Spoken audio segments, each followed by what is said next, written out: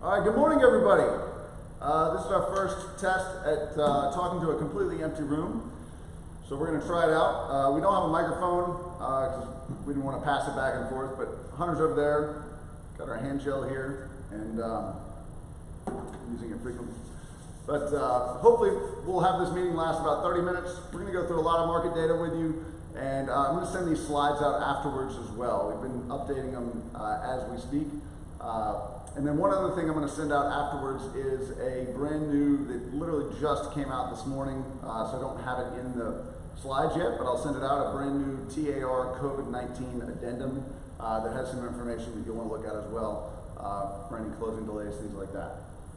So I saw this quote, I was doing a little research on grit this morning, and I saw this quote that said, I survived because the fire inside me burned brighter than the fire around me. And obviously there's been a hell of a lot of fires that we've had in the last few weeks. We've got from a tornado, which everybody just did an incredible job. It really made me so proud to be a part of this company and watch all of you all participate and help and reach out and take care of each other and people you didn't even know. Spend money, spend time and effort. And then obviously this coronavirus has had a pretty big impact as well. So things are changing daily. We're going to show a lot of data today about what is happening and maybe what the forecast is to the best of our abilities. But ultimately, we're just going to try to keep you updated as best we know how. So anything you're grateful for today, Mr. Hunter? Yeah, I mean, in times like this, you go back to your basics, your family and close friends. I'm grateful my family's healthy, my mom and dad are healthy. Just think about those that are most susceptible and impacted by this. So, got a lot to be thankful for. That's good. I'm thankful for. I'm thankful to still be in a good city and a good market, even though we'll have a little hiccup here. I think we'll all get through it. So, Hunter, why don't you talk about kind of some of the stuff that you wanted to hit on in terms of just market data, what's happening here? Go back to the previous slide. Just I was thinking. As I prepared for today, I always go back and kind of look at the last set of slides that I prepared. And so that was 3 weeks ago, as you mentioned, before the tornado. So it was the sales meeting that never happened. And it's just kind of crazy how quickly things have changed nationally. 3 weeks ago, before Super Tuesday, Bernie Sanders was still the front runner. Obviously now that has changed. The tornadoes have not yet hit Nashville 3 weeks ago. I mean, it seems like a long time ago, and it's a lot for all of us to digest. And so just acknowledge it's a lot. It's a lot of people are dealing with, and so hang in there. But today, obviously, we want to focus on the coronavirus and how it's impacting our business. And so if you'll hit the next slide. So I've been talking with other brokerage leaders, getting data from national economists and national economists that really focus on the real estate industry to see how the coronavirus has affected other markets that it kind of hit before the U.S., and then also how some of the previous pandemics have affected other markets. So I thought some of this data could be helpful, if not encouraging. This is China, 30 of their major cities. You can see what has happened. Basically, you've had during the early stages of the outbreak, transactions dropped nearly 100% during those weeks, but it has been growing again, even though it's still down about 50% from last year. You start to see a healthy rebound coming out of the shutdown.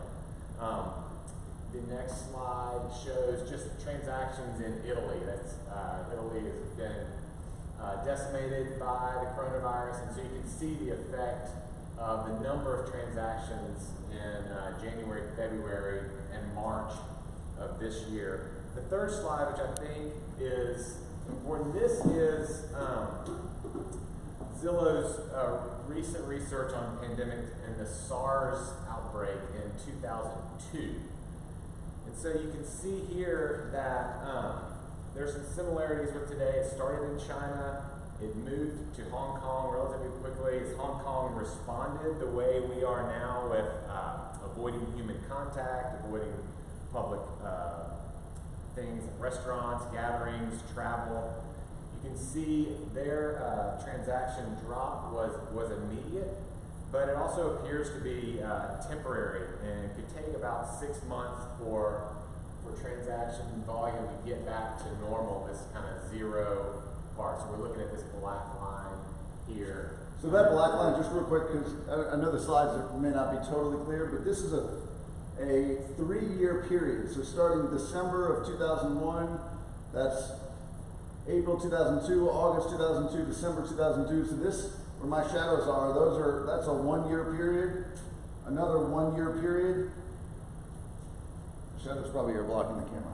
Sorry, I don't know how to do this. Basically, it's a 3-year period here, and that black line is a transaction line. And so the number of transactions took a dip, but then after about, what did you say, 6 months? Yeah. Probably 3 months to maybe 6 months, recovered to right back where it was, and then went up from there. And the property price decline, that real property prices, that it doesn't actually seem to have had a very significant impact. It looks like for whatever reason Hong Kong prices were going down during that time anyway, over that 3-year period. So I don't, Matt, I want to preface all of this with, we don't know how this is all going to shake out. The early indications are unemployment's going to spike a great deal, and we kind of need to be prepared for a realistic case, a more worst case scenario, something that's a little longer term. And so for Village, just kind of wanted to communicate what we are doing to respond. First of all, we're in a healthy spot financially. We're coming off a good year last year, and the first part of this year was strong. So financially, we are in a good spot, but expectations that real estate brokerage companies' revenue could be down 50% on the year, we're certainly not in a position to sustain that. And so we needed to make some adjustments, and we wanted to make them right away, just so that we can be in a good position to support you through this. So I want to go through a few things, and we'll email this out after the meeting, but effective immediately, here's what we're doing Village. First of all, Zach and I are foregoing our salary through the end of the year entirely. Our staff, we are moving to a 25-hour work week for the next 60 days. So that's about a 38% decrease that they'll be taking. It's a significant amount for them and the sacrifice they're making for us. Our brokers as well are making a significant and actually larger reduction in their compensation until revenue comes back to normal levels.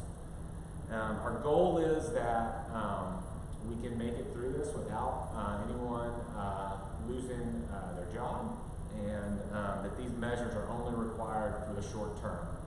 Nothing would be make us happier than the numbers start to turn and we're back at work soon, the economy bounces back, and that's what we're all hoping and praying for. But it's not lost on us that you, our agents, are going to be really feeling the brunt of this, if we're feeling any of it. And so we want to be in a spot to respond So effective immediately, your admin fees are going to be cut in half for the next 3 months. Also, for closings moving forward, your split will go up to 85% until you cap. So if you're on a 70-30 and you haven't capped, the next transaction you have will be at 85-15 until you cap through this calendar year. So if you've already capped and are at 100%, great. You'll maintain your 100%, obviously.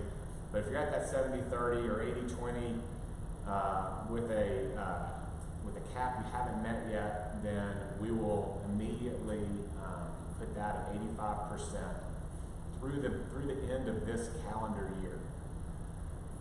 So with transactions down and potentially the number of commissions going down, we just wanted to put more of that commission dollar in your pocket to help get you through this time. All right, so just to recap that real quick. Okay, so if I'm on a 70-30 split as an individual agent and I have a $1,000 commission check and I haven't hit a cap yet, instead of getting 700, I'm now going to get 850 of that. Correct. Okay. And then the transaction fees, you said we're cutting those in the admin fee, I'm sorry, the monthly the admin monthly fee. administrative fee. We're cutting, which is $125 a month. We're cutting those in half to whatever that is, about 62 change. So we'll email all this out. Susan will obviously be on board and is already in process of getting those changes implemented. So that's really what we're doing currently. We had kind of talked through this and just put it in place yesterday. We felt it was the prudent thing for us as a company to go ahead and do and make sure we are going to come through this intact, and also that you, our most valuable asset, can come through intact as well. So just in summary, finish up with some personal things I've had to remind myself over the last week or so, as I've had a lot of isolation time and time with our family. Stay active, both personally and professionally. So I had to remind myself, hey, call more, FaceTime people more, just kind of keep that interaction going. I've also had to get off Twitter. It's just too much. Like, I love Twitter. That's kind of a news source for me, just kind of following, and it just kind of has gotten toxic level. So I've really made a decision to reduce my news sources to the New York Times and the Wall Street Journal, and I get some real estate news from the Inman site. And staying off Twitter has really helped. There's just too much toxicity, I think. Yeah. Our outlooks can be kind of fragile at this time.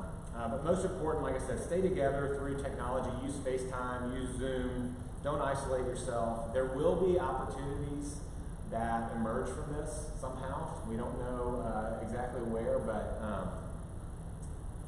this is a significant challenge, and we will make it through it. Just keep reminding yourself of that. We will make it through this. Be practical, be realistic, be vulnerable, but also be hopeful. And I'll just leave you guys with that. Thank you. And thanks for your leadership. Yesterday was a really tough day. It stinks, but this is y'all are a really good group of people, and we're gonna get through this. So I've got some market data that I think is valuable. So Showing Time that houses our call center basically for showings. They obviously track how many showings are being made, and I think this is probably not surprising, but showings have fallen off. Really around March 11th was kind of the date that showings. This is all of North America, including some parts of Canada. So that orange line is this year, and the blue line or black line is last year, same time. So this is really a daily tracker of the last kind of 2 months, 2.5 months. And so the orange line showings dropped down by about 20% nationally. Actually, I take that, yeah, but maybe it was about 40% nationally, 45% nationally. If you look at Tennessee was a little bit less. It was more like 30%, 35%, somewhere in that range. And again, a lot of that has to do with the fact that right now people are being told to stay home. Certain industries aren't supposed to go to work. I think we're in a lucky spot. And then I looked at just Davidson County and I dug in. This may be a little bit hard to see, but you'll be able to get a copy of it. Davidson County showings just week by week were down this year. 1 week ago, we had about 5,500 showings for the week in Davidson County. And actually, this is more than Davidson County. This is Williamson County, Franklin, Rutherford County as well. So about 5,500 showings. That was down to about 3,500 showings. That's still 3,500 showings though. So people are still out and getting active. And while that's down 36%, just know that there are agents that are out there getting active. So if you're in a place where you're willing to go show property and maybe you can partner or find somebody who's not willing and not comfortable to go show property, I think if we do it the right way, I sent an email out yesterday or a couple days ago about the right ways to do that, how to stay clean, how to stay safe, and how to make sure your clients are feeling good, and how to make sure your sellers or the homes that you're showing feel respected with what you're doing. So just know that there are still a lot of showings that are happening. In terms of how the market is reacting to this, people have asked me, hey, are contracts falling apart? Well, anecdotally, yeah, we signed some earnest money releases. And some, you've probably felt it and had some clients ask you that. So from a data perspective, what we did is looked at the hot sheets, and this is just, we're gonna do this manually, so this is just for Davidson County, but I think it's a pretty good indication of just the market as a whole. So if you look at, this is all the way through today, and this was actually just through this morning, so it doesn't even count today. But the number of new listings, 2 weeks ago, 387. Last week was 362, and this week it was 386. So people are still putting their properties on the market. Back to active, so properties that were pulled off the market, or I'm sorry, they were under contract, but they went back to active, meaning that contract fell through. Pretty typically for Davidson County, this is just all residential properties, so I'm not looking at land or farms or commercial properties. 81 2 weeks ago, 92 last week, and then 132 this week. So there was definitely an increase in that. Pendings were down a little bit, so under contract, but still showing. 229 2 weeks ago, 202, and then down to 150. So contracts did take a little bit of a hit. Price changes. So this is either increase or decrease. Some of these are going to be anomalies, right? So sometimes people inadvertently put it in for $2 million when they mean to put it in for $200,000 and vice versa. But a few more price changes than normal. Under contract not showing was down a little bit as well. The number of closings stayed pretty constant. The number of expireds, that doesn't really apply that much because that would have been the case already. The withdrawals did go up, and so some of the new listings here are going to be these withdrawals. So 73 withdrawn listings as opposed to 51 the week before and 45 the previous week before that. And some of those are going to be withdrawn and put back in the market. So just to know that there is a little bit of a blip in that, right? You see some data points, but you also see that there's a lot of stuff going under contract. You have 150 homes that went under contract just in the last week. So people are still buying. They're not sitting on the sidelines totally frozen. From a price standpoint, this is interesting in terms of pricing. I think now is a good time not to overprice a property. And if you look at the average or the median price reduction for the homes that had a price change, so 158 homes 2 weeks ago, that median price reduction was $5,000 or about 1.4% of the sales price. Last week, it was about $5,500 or 2% of whatever that median sales price was. And then this week, it was $9,000 and about 2.3% of that median sales price. So again, a little bit of price reduction is happening, but that's pretty standard. It's increased from what you see, but I think the point of this is there is an effect that this is having, but it's not completely wiping out. More I think a good way to sum it up is sellers are still listing. Amy Gill, actually, I'm quoting her here. Sellers are still listing, but buyers are backing out of some deals that they're already in. Some sellers that are already on the market are withdrawing, and some prices are being lowered, but all at lower rates than those sellers and buyers that are staying the course. So what the coronavirus is affecting is a much smaller percentage compared to what it's not affecting. So hopefully that's helpful. Interest rates, mortgage rates have been wacky, totally crazy. I was here, I was talking to Connie Eddy about a week ago, and she was scratching her head and said, rates are over 4% today. I don't even know what to do. It's hard to lock people in, it's hard to quote a rate. So I asked her, rather than giving you another graph, I asked her for a statement. She said, it's been a wild ride since the last week. Starting last Monday, the 30-year fixed rate mortgage was around 3.125%. By Wednesday, that's 2 days later, it had raised to almost 5%. Then went back to 3.875% on Friday. Yesterday, we were back to around 3.25%, 3.25%. So in 1 week, there was almost a 2 percentage point swing. I asked why, and she said a lot of this is due to the lender's capacity to be able to service the refinances that flooded when it hit the market. So at some point, rates a few weeks ago were being talked about as even potentially being lower than 3%, right? So all of these refinances came, it flooded the market. There's only so much capacity, right? Supply and demand, right? So investors have all this money coming in, and they're like, hey, we got to increase the rates. There's a lot more to the story than that, but she sent out a couple articles that I can forward out that are valuable for that. As we wrap up, a few things. Just a reminder, there's a lot out there that you can't control, and there's a lot out there that doesn't matter. So find what you can control and what matters, and that's what you should focus on a daily basis. The pickle, I wanted to give you a quick pickle. There's this is one of our agents, had a home listed for $589, received multiple offers. The winning bid said they pay $605. They wouldn't even keep the appraisal contingency unless it appraised for under $560. So as long as it appraised for $560 or over, they were fine. Square footage was listed at 1548, and the reference point was the tax record, although the tax record, when you looked at it, was actually 1508. The house appraisals, remember, it's listed at $589, the appraisal comes back at $595. So more than the list price, but less than the contract price. But the appraiser measures the house at about 1,400 feet, not the 1548 advertised or the 1508 tax records. Right? It's only about 100 square foot difference, but that's a big chunk in a percentage of a small house like that. So the buyer comes back and says, hey, we're not going to buy this house. We want to ask for $40,000 in a price reduction. They had some math based on price per square foot that they were trying to use to ask for that. So what does the seller say? No.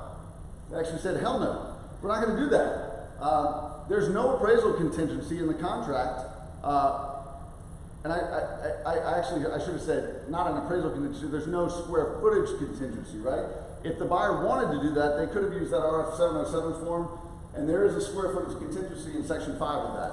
So just a reminder of the additional language, if you want to put a square footage contingency, there is an option for that. But they hadn't done that. So we talked to a few attorneys. There's no appraisal, I'll change that, it's no square footage contingency. Some attorneys felt that the percentage discrepancy was large enough to become an adverse fact, and that they felt like the buyer may have an out of the contract. Buyer still wants the contract. They're about a week and a half from closing. So what do? Seller's not going to take $40,000, but if the seller was going to have to resell the property, they were going to have to extend the closing date for a new buyer, and that was going to mess up their timing of the buying of the new house, and they were going to have to restructure their loan, so it was going to cost them some money. So they said, all right, we're willing to give some, but not $40,000. So ultimately, what they came up with was the buyer agreed to pay $585. The buyer's agent offered, without being asked, but offered to pitch in $5,000 a commission, which net the seller $590, which is the same as the original list price, that $589, right? $589.9. So granted, it was $15,000 less than the contract price, but it was way better than $40,000. So good negotiating skills there, and made it through it. 40X, good news here. The first group successfully hit their goal. They had a goal of getting 47 contracts by the end of February, and in the last week, they nailed it and got 47. So that gray line was the trajectory, the plan, and that blue line was kind of how they were. They were a little bit under there, and then they came through at the very end and got it done. So I'm really proud of that group. I've got a few, there are 9 40X groups going right now with 6 to 8 people in each. I've got a list of some other people that want to be in one. I think that's going to be something that's really valuable, especially as people are staying home as a way to stay accountable. So if you're interested in being one, send me an email, zach@villagerealestate.com, and we can get you in one. Coming soons. Quick reminder that go to comingsoon.villagetn.com and you can enter your coming soon. If you do that in the next hour and a half, I'll send that out just after lunch today, and we can all share any coming soons that we have. Takeaways, feel free to chat with us. I was going to try to have a chat window up, but anyway, didn't get that technology quite together. But think about what your takeaways are. Feel free to put a comment in the chat box or send us an email, and happy to talk to you all about anything else. But thank you for all you do. Thanks for being a part of this great company. And don't forget, if you want to go to the Greater Nashville Realtors Facebook page, there's an update on how RealTracs, it starts in about, 4 or 5 minutes, an update on how RealTracs is going to be handling the coming soon, the new NAR coming soon rule. So thanks. Talk to you all soon. Thanks.